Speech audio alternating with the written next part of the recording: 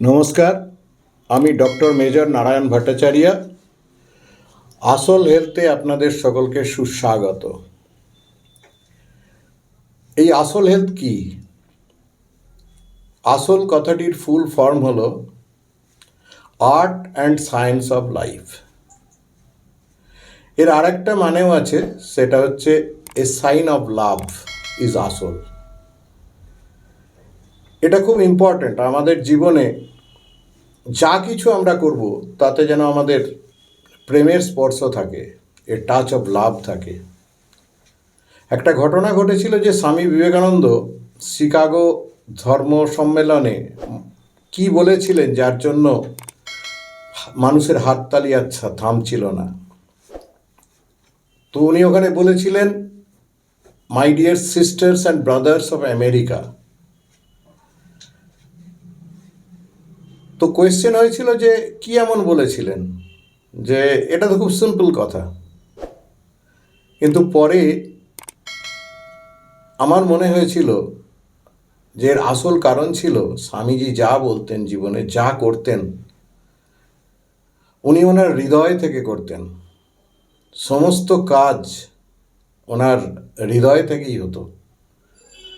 সেই জন্য উনি যে কথা বলেছেন সেটা তাঁর হৃদয় থেকে উৎসারিত হয়েছে, সেই জন্য অন্য সকলের হৃদয়কে গিয়ে স্পর্শ করেছে।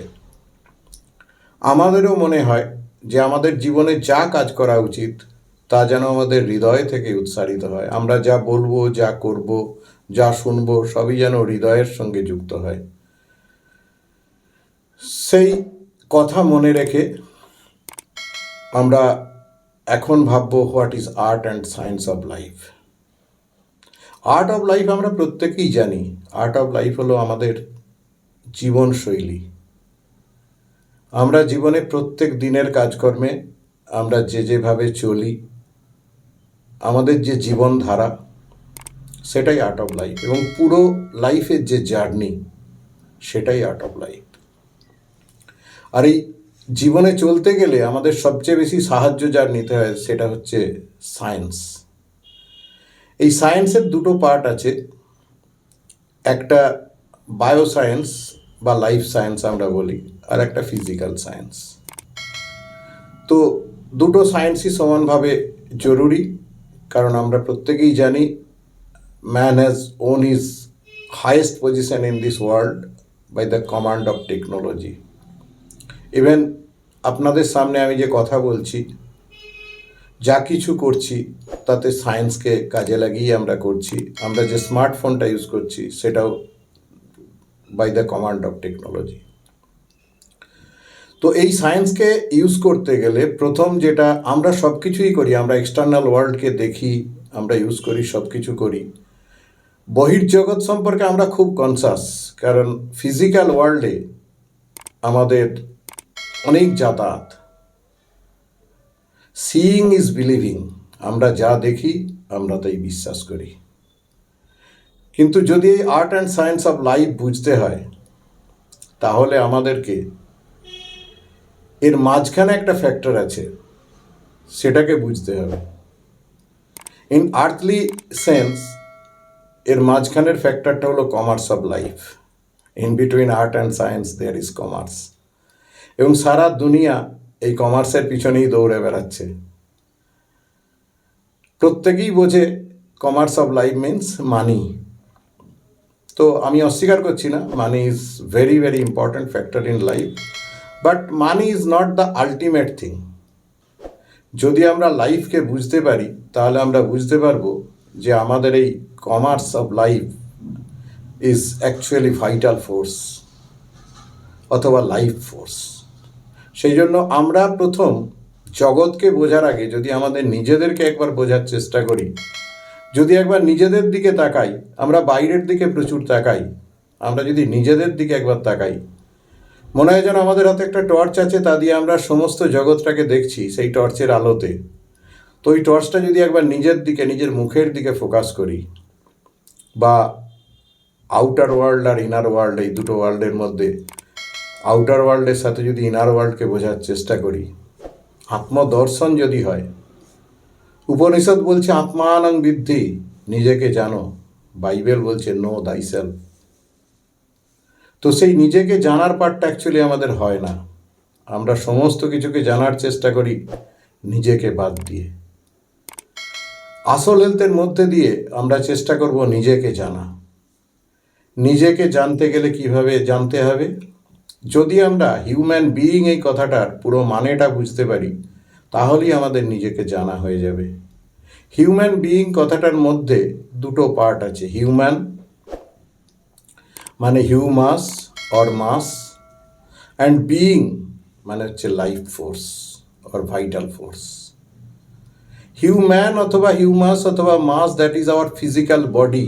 এই বডিটাকে আমরা অত্যন্ত সহজে বুঝতে পারি এবং খুব বেশি গুরুত্ব দিই।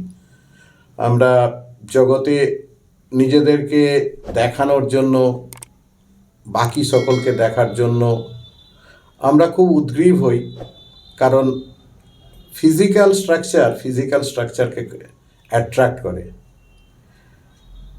আমরা ফিজিক্যাল স্ট্রাকচার দেখতে পাচ্ছি, আমাদের দেহকে আমরা বিশ্বাস করি, আমরা দেহকে দেহ হিসাবে দেখি এবং সেটাকে অনেক সুন্দর করা, তার পিছনে জীবনের সমস্ত কিছু ব্যয় করা, ইভেন আমাদের ভাইটাল ফোর্সকে ব্যয় করে দেয়া আমরা কোনটা বোধ করি না। কিন্তু আমাদের যাকে আসল জানার কথা ছিল, that is life force. Life ফোর্সের দুটো পার্ট আছে, একটা হচ্ছে মাইন্ড আর একটা হচ্ছে সোল। এই মাইন্ড আর সোল উইথ বডি একসাথে আমরা বলতে পারি this is BMS, that is body, mind and soul. সুতরাং আমাদের তিনটে factor, that is 3 dimension in our life, body, mind and soul. অনেকে ভাবে বোধহয় এগুলো অনেক স্পিরিচুয়াল কথাবার্তা। মাইন্ড অ্যান্ড সোলের যে কথাবার্তা বলছি, দ্যাট ইজ স্পিরিচুয়াল কথাবার্তা। কারণ সোল তো কোনো আত্মা, পরমাত্মা, এসব তো অনেক বড় বড় গল্প, অন্যরকম গল্প, তার সাথে আমাদের খুব একটা যোগাযোগ নেই। কিন্তু আমি আস্তে আস্তে প্রমাণ করব, আমার পরের ভিডিওতে আসবে সব, যে আমরা প্রত্যেকেই পোটেন্সিয়ালি ডিভাইন। স্বামীজি বলেছিলেন every human being is potentially divine, এবং আমাদের প্রত্যেকের মধ্যে ওই স্পিরিচুয়ালিটি আছে। আমরা হয়তো তাকে দেখার বা বোঝার বা ভাবার চেষ্টা করি না এবং জীবনে তাকে অনুশীলন করি না। আমি আসব আমাদের upper brain function and lower brain function, আমরা বুঝতে পারবো যে আমরা প্রত্যেকেই স্পিরিচুয়াল। সেইটা যখন আমরা বুঝতে পারবো, আমাদের বডি, মাইন্ড অ্যান্ড সোলকে বুঝতে পারবো, তখন আমরা আমাদের জীবনের ABCD বুঝতে পারবো। What is ABCD of life? A for আত্মা, B for body, C for connection, that is mind, and D for drama. Drama মানে আমাদের প্রতিদিনকার জীবনে এই যে আমরা চলছি, সেই জায়গাতে we are much more role conscious than soul conscious.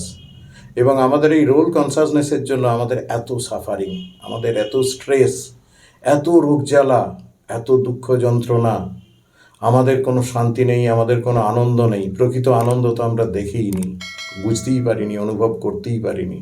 সেই জন্য আমাদেরকে এটা চেষ্টা করতে হবে যে আমরা কে, মানে who am I or what am I, এটা আমাকে বুঝতে হবে। আমি এটা ছোটোবেলার থেকে অনেক চিন্তা করতাম যে আমি কে, আমি কেনই বা এখানে এলাম, আমার কী বা করার ছিল। So who am I or what am I, সেটা ভাবতে ভাবতে একদিন আমি একটা কবিতা লিখলাম। সেটাকে অনেকটা বলা যায় যে it is journey from heart to সোলও বলা যায়, অথবা বডি, মাইন্ড অ্যান্ড সোলও বলা যায়। কবিতাটা আমি বলছি, আপনারা নিশ্চয়ই এনজয় করবেন, এর মধ্যে ঢোকার চেষ্টা করবেন। যদি কবিতাটা বুঝতে পারেন তাহলে জীবনে আপনার স্ট্রেস অনেক কমে যাবে এবং আমি কে বা আমরা কে বা হিউম্যান বিইংয়ের বিইং পার্টটা অনেকটা উপলব্ধি করতে পারবেন। So what is life as a whole?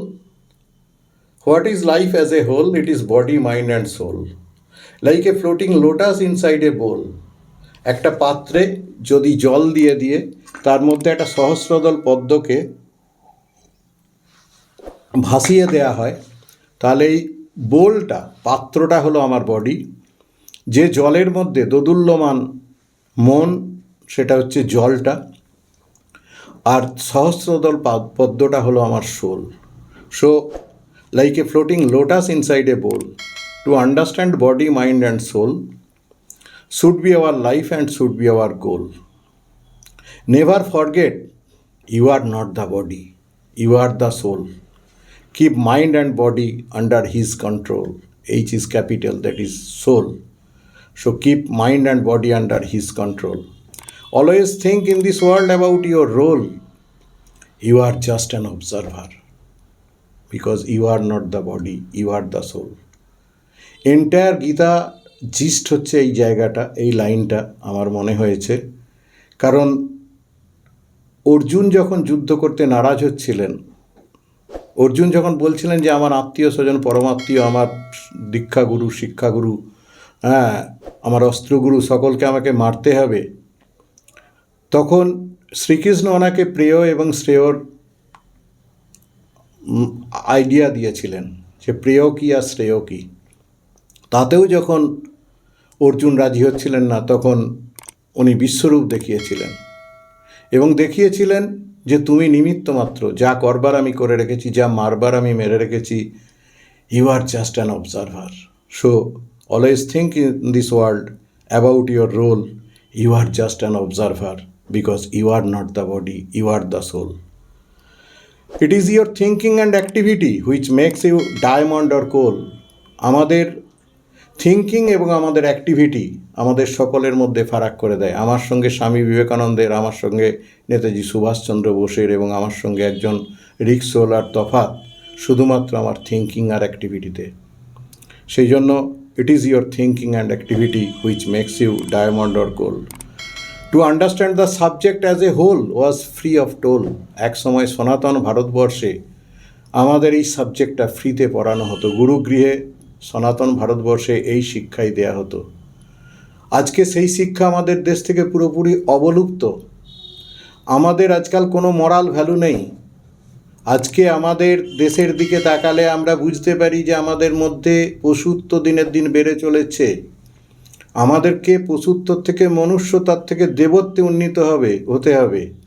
ভগবান বুদ্ধ দেখিয়ে গেলেন যে পশুত্বর থেকে দেবত্ব, তার থেকে পশুত্বর থেকে মনুষ্যত্ব, তার থেকে দেবত্বে উন্নীত হওয়া যায়। তো আমরা উল্টো হচ্ছে, we are the highest creation of the god, কিন্তু আজকে আমরা যে আচরণ আমাদের মধ্যে দেখতে পাচ্ছি সেটা মানুষ থেকে আরও ইতর প্রাণীর দিকে।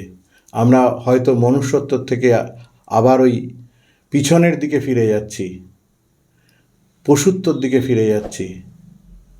তো আমরা সেই কারণে to understand the subject as a whole was free of toll, but in little money and honest effort, the path called আসল। আজকের দিনেও আমরা সেই পাথটাকে আবার নিয়ে চলব, রিলিজিয়াসলি ফলো করব, এবং এই path, that is art and science of life. আমরা আমাদের মধ্যে স্বামীজির আদর্শে